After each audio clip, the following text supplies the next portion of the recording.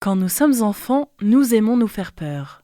On aime que l'on nous raconte des histoires qui nous tiennent éveillés le soir. Et puis, quand on grandit, on se demande d'où vient cette légende, pourquoi et comment ce lieu est-il devenu ce qu'il est aujourd'hui. Flatwoods, Virginie-Occidentale, le 12 septembre 1952. Une soirée banale qui va produire l'un des récits d'ovnis cryptiques les plus durables des États-Unis. Cet épisode de Phénomène retrace les faits, les témoignages, les enquêtes qui ont suivi, les interprétations proposées depuis et la façon dont cette histoire continue d'alimenter les films, documentaires et musées.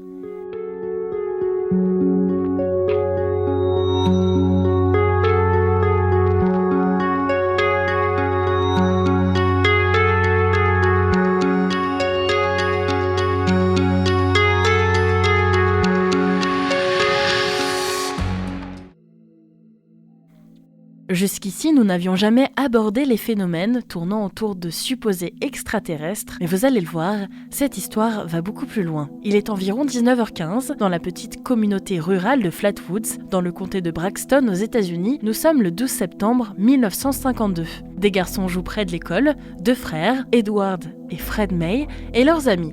Ils aperçoivent alors une lumière traverser le ciel et atterrir, disent-ils, à proximité de la ferme de J. Bailey Fisher.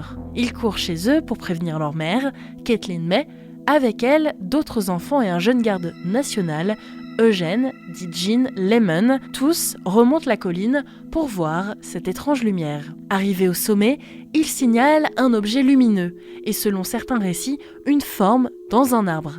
Gene Lemon braque sa lampe torche et voit toujours selon les témoins une silhouette haute, un visage rouge, entouré d'une sorte de capuche pointue, un corps sombre et des yeux qui brillent. D'autres décriront la créature comme grande, d'environ 3 mètres, au visage en forme de pic, portant ce que certains ont interprété comme une sorte de robe métallique. Les témoignages précisent qu'ils sentent alors une odeur âcre, une sorte de fumée irritante. Paniqués, tous prennent la fuite. La version la plus répandue du récit met en scène 7 témoins. Les garçons, Kathleen, la mère, Gene Lemon, le garde, et d'autres personnes alertées par la suite. Les nouvelles locales s'en emparent. La presse régionale relaie l'affaire et en quelques jours, Flatwoods devient le centre d'un faisceau d'appels, de reportages et d'enquêteurs amateurs. Dans les jours qui suivent, des enquêteurs, des journalistes et des curieux se rendent sur le lieu indiqué.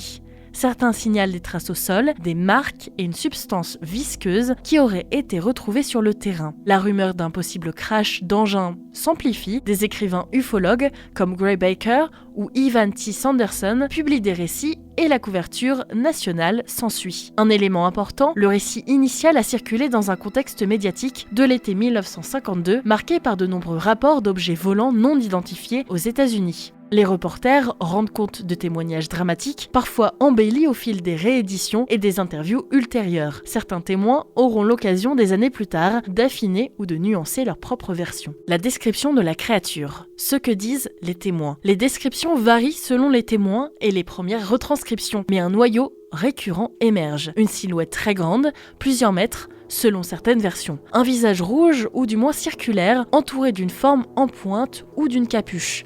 Des yeux lumineux, un corps sombre, parfois décrit comme portant une robe ou une armure. Des gestes sifflants ou des sifflements. Une odeur forte et nauséabonde signalée par plusieurs témoins. Ce mélange d'éléments, couleurs, forme du visage, capuche ou non, produira au fil du temps des représentations très reconnaissables. Le monstre de Flatwood, moitié extraterrestre, moitié créature de science-fiction des années 50, moitié fantôme. Avec le recul, plusieurs hypothèses rationnelles ont été avancées et travaillées par les enquêteurs et d'autres sceptiques. Tout d'abord, le côté météore et la traînée lumineuse. La lumière observée traversant le ciel est très probablement une météore. Cela expliquerait l'éclair initial que les garçons ont suivi. Ensuite, une chouette perchée dans un arbre. Joel Nickel et d'autres enquêteurs ont montré que la silhouette et la tête en forme de pic peuvent être expliquées par la silhouette d'un grand hibou posé sur une branche, vue à contre-jour et amplifiée par la torche. Les yeux réfléchissants, la posture et la capuche pourraient correspondre à cette interprétation. Les ombres et l'état de choc des témoins amplifieraient alors la perception d'une forme plus grande et plus étrange qu'elle n'était en réalité. Ces hypothèses ne balaient pas pour autant les témoignages. Elles proposent des cadres d'interprétation, peur, éclairage, panique collective et perspectives altérées qui peuvent transformer un animal familier en créature inconnue. Certains ont critiqué cette vision puisque d'autres adultes sont venus ultérieurement observer la forme. L'histoire de Flatwoods a rapidement dépassé le cadre local. Dans les années 50, la presse nationale, des magazines spécialisés et des auteurs ufologues ont repris l'affaire en la plaçant dans le grand récit des rencontres rapprochées de l'époque. L'intérêt populaire a ensuite entretenu une économie de la mémoire avec des reportages, conférences, livres et documentaires. La vivacité du témoignage tient aussi à la répétition. Chaque réinterview, chaque article, chaque rétrospective fixe des détails et parfois les récits s'enrichissent au fil des années. Cela ne signifie pas nécessairement que cette histoire a été fabriquée de toutes pièces, mais cela façonne ce que nous appelons aujourd'hui la légende. Flatwoods a aujourd'hui un terrain touristique, un musée local, des panneaux explicatifs, une semaine du monstre et des événements célébrant ce folklore. Le monstre fait partie de l'identité locale, entre anecdotes et attractions. Côté écran, plusieurs productions ont exploré l'affaire. Small Town Monsters a réalisé le documentaire The Flatwood Monsters, A Legacy of Fear en 2018, qui compile archives et interviews. Ce documentaire a circulé sur des plateformes comme Amazon Prime. Des films de fiction plus récents, intitulés simplement Flatwoods, notamment celui sorti en 2022, s'inspirent librement de l'histoire pour tisser des récits de genre avec des œuvres qui contribuent à maintenir la figure du monstre dans l'imaginaire contemporain.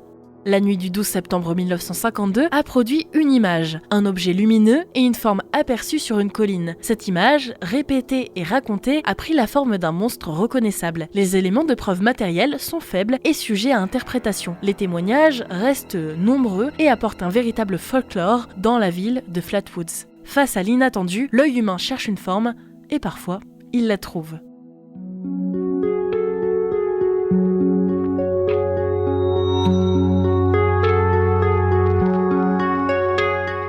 Merci d'avoir fait ce voyage avec moi. Je vous emmène prochainement à la rencontre d'autres phénomènes sur Westrack Radio.